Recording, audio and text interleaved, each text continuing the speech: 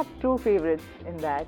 One is like a neat high bun, and the second one is, you know, those bob hair, like a short hair with a nice band tie over it. I love bell bottoms, you know, the loose ones. And accessories, I used to really like them with those long, lengthy earrings.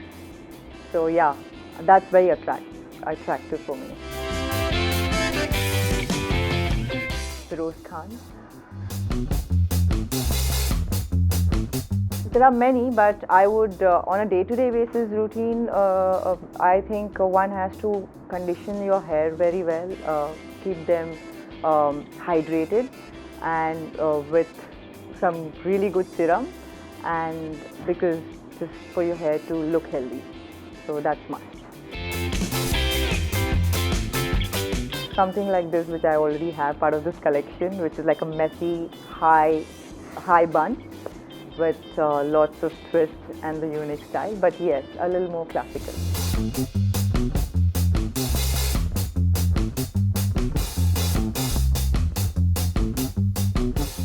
Devi. Polka dot. Definitely long. Swing. Highlight.